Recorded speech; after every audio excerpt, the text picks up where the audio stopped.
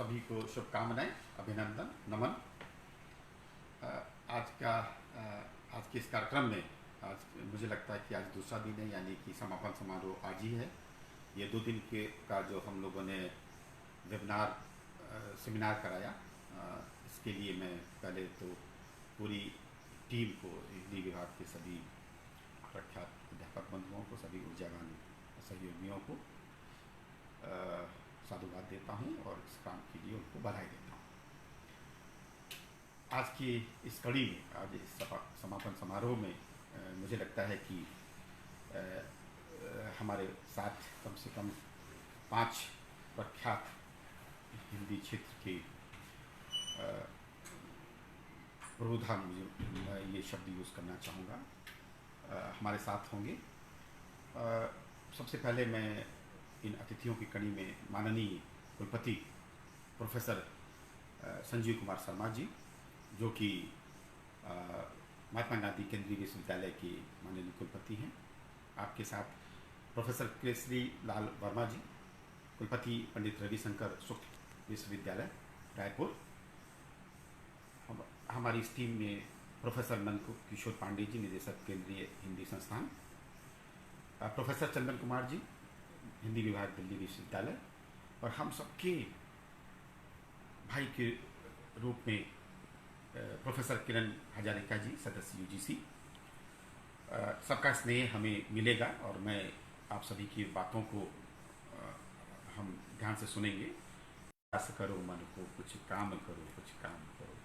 तो मुझे ये लगता है कि मुझे तो दिन में या कभी निराशा नहीं होती है, समय कितना भी कठिन है, मुझे वो भी पंक्ति याद आती है, वक्त वक्त की बात है, वक्त हो तो बलवान, भीलन लूटी गोपिका, वही अर्जुन वही बाण। हो सकता है कि मेरे कहने में थोड़े से शब्दों का हेरफेर हो गया हो, क्योंकि मैं उस विषय का नहीं हूँ, मैं तो कृषि का विद्यार्थी हूँ। और किसान अन्नदाता कभी निराश नहीं होता, ये भी मैं जानता हूँ। तो खेती करने वालों को सिर्फ खेत दिखता है और खेत में उगने वाला अनाज दिखता है। तो मैं कुलपति के पद से भी ये जो बगिया है, ये जो राजीव गांधी विश्वविद्यालय का खेत है, ये बगिया है, यहाँ से उगने वाले सभी अनाज को, यानी कि हमारे विद्यार्थियों को जब मैं देखता हूँ तो मुझे लगता है कि इस अन्न रूपी विद्यार्थी को कैसे हम संवारें, कैसे उसमें ऊर्जा भरें, और इन सब चीज़ों की हम कल्पना करते रहते हैं और इसको कैसे मूर्त रूप में लेकर आएँ, इसकी भी हम एक स्ट्रेटेजी बनाते हैं, इसको करने की कोशिश करते हैं, एक रास्ता बनाते हैं। तो इस पथ पे चलने के लिए हम हिंदी विभाग के सभी ऊर्जावान अध्यापकों को एक बार फिर से नमन करते हैं और ये कहना चाहेंगे कि ये एक वेबिनार से काम नहीं चलेगा, अब हमें ये आदत में डालना पड़ेगा। मुझे लगता है कि यूजीसी की माननीय सदस्य तो हमारे साथ आज जुड़ेंगे ही, लेकिन देश चिंता कर रहा है। देश चिंता ये कर रहा है कि क्या, मुझे लगता है कि मैं सबको बताना चाहूँगा कि मैंने सभी सम्मानित अतिथियों से और स्पीकर से, रिसोर्स पर्सन से, जो हमारे, उनसे मैंने बात की, सभी से मैंने बात की, और मुझे ये बातों में ये भी एक बात का ज्ञान हुआ और मुझे लगा कि ये बात मैं आपसे बोलूँ कि चंदन जी ने मुझसे बात करते समय बड़ी अच्छी बात कही कि कोविड के बाद हमारी दशा बहुत बदलने वाली है, और ये चर्चा अगर हिंदी विभाग से आए, यानी कि लिंग्विस्टिक डिपार्टमेंट से आए, लैंग्वेजेस से आए, तो इसके ऊपर ध्यान देने की आवश्यकता है।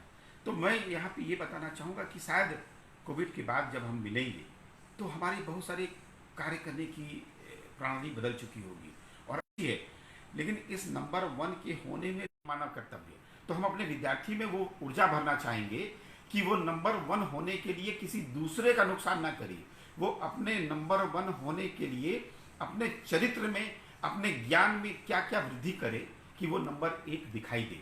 तो इसलिए हम नंबर 1 हों, इसके लिए लगातार प्रयास करने होंगे, और हम अपने तकनीकी में क्या क्या बदलाव लाएंगे अपने क्लासेस को। मुझे लगता है कि सभी अध्यापकों को अपने जो पेपर, अपना जो यूनिट है, उसमें 20% का जो पोर्शन है, 20% का जो भाग है, उसको ऑनलाइन करना ही चाहिए, ये मेरे मन में है। और उसके लिए मैं एक परिकल्पना कर ली है मैंने, और उसको मूर्त रूप में मैं लेकर आऊँगा। अगर अध्यापक छुट्टी पे नहीं है विद्यालय में मौजूद है ताकि को वो ऑनलाइन हमारी वो आदत आ सके।